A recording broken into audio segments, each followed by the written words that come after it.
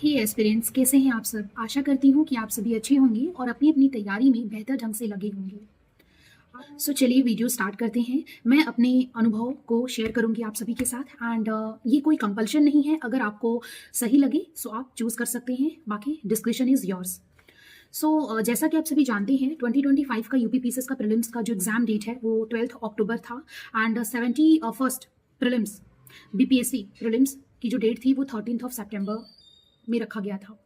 मैं दोनों ही prelims exam में अपीयर हुई एंड मैं अपना जो भी बीपीएससी का प्रीलिम्स का जो मेरा रिजल्ट है वो मैं आप सभी के साथ शेयर कर दूंगी। आप लोग प्लीज़ देख सकते हैं फॉर द ऑथेंटिसिटी एंड मैं आप सबके साथ मैं आप सबसे यही कहना चाहूँगी कि अगर आप यूपी पीसीएस को टारगेट कर रहे हैं तो साथ में आप बीपीएससी को भी टारगेट कर सकते हैं, क्योंकि मुझे ऐसा लगता है कि जैसा कि आप सभी अवेयर हैं कि ये एग्ज़ाम 3 स्टेजेस में कैटेगराइज्ड है एंड अगर आप किसी भी एक स्टेज से बाहर होते हैं तो आपके पास जो नेक्स्ट साइकिल फिर से स्टार्ट होगा उसमें काफ़ी गैप आ जाता है, जिससे जो हमारी कंटिन्यूटी होती है पढ़ाई की वो काफ़ी ब्रेक उसमें आता है।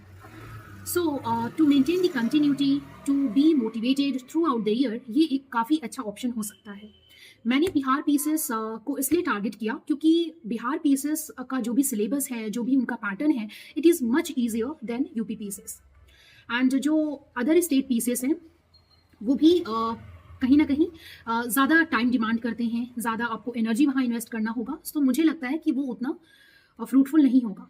सो इस वजह से मैंने बीपीएससी को टारगेट किया एंड जैसा कि मैंने आप सभी को बताया कि जो प्रीलिम्स डेट्स थी वो काफ़ी 1 मंथ का ही गैप था उन दोनों के बीच में, but I made the efforts, I did the hard work and rather I would say the smart work to get through both the prelims, ठीक है। एक और चीज़ आप सबके साथ मैं शेयर करना चाहूँगी, जो भी आउटसाइडर फीमेल्स हैं, ठीक है, अगर आप बिहार से नहीं हैं सो आपको वहाँ पे मेल की तरह ट्रीट किया जाएगा, आप अनरिजर्व्ड कैटेगरी में वहाँ पे ट्रीट की जाएंगी। सो प्लीज़ आप अगर तैयारी करते हैं, बिहार पीसेस को भी टारगेट करते हैं अलॉन्ग विद यूपी पीसेस, तो इस चीज़ को ध्यान में रखिएगा कि आपको वहाँ पे फीमेल रिजर्वेशन नहीं मिलने वाला है। ये चेंज आपको अभी से इन्होंने स्टार्ट किया है। सो ये तो रहा कि क्या आपको करना चाहिए या नहीं। मेरे हिसाब से है कि आप यूपी पीसेस के साथ साथ स्टेट पीसेस में बिहार पीसेस को भी टारगेट कर सकते हैं। अगेन मैं वही रीज़न बताऊंगी कि अगर आप इसमें से किसी भी एक स्टेट से निकलते हैं, मान लीजिए आपका प्रीलिम्स ही नहीं होता है, ठीक है, सपोज आपका प्रीलिम्स नहीं होता है, सो आप पूरे साल वेट करेंगे कि नेक्स्ट प्रीलिम्स एग्जाम का, जिसमें से आपको भी अच्छे से पता है कि आराम से 8 से 9 से 10 महीने लग जाते हैं। सो इस बीच में एक बहुत बड़ा गैप क्रिएट हो जाता है जिसमें आप बहुत ही अच्छे से नहीं पढ़ते हैं, आप फिर से वही वेट करते हैं कि अभी तो बहुत टाइम है, और इन सब में टाइम बहुत वेस्ट हो जाता है, आपकी कंटिन्यूटी ब्रेक हो जाती है।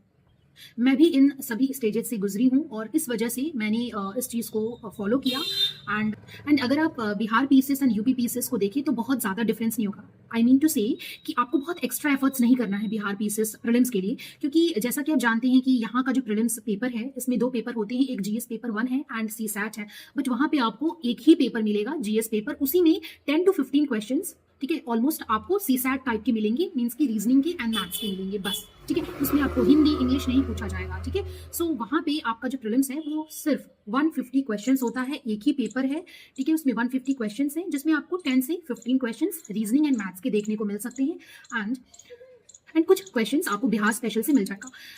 आपको बहुत ज़्यादा डिफिकल्टी नहीं होगी बिहार स्पेशल को पढ़ने में, क्योंकि we belong to Uttar Pradesh, right. So Uttar Pradesh and Bihar में बहुत ज़्यादा डिफरेंसेस नहीं है, चाहे आप वो जियोग्राफिकल डिफरेंसेस ले ले या फिर आप कल्चरल डिफरेंसेस ले ले, आप लोग बहुत अच्छे से भली भांति अवेयर होंगे वहाँ के कल्चर से, वहाँ के फेस्टिवल्स फेयर्स, ठीक है, ये सारी चीज़ें, तो आपको बहुत ज़्यादा वहाँ पे समय डेडिकेट करने की ज़रूरत नहीं है। सो आप यह एक बेस्ट ऑप्शन की तरह या फिर एक बेटर ऑल्टरनेटिव की तरह इसको ले सकते हैं।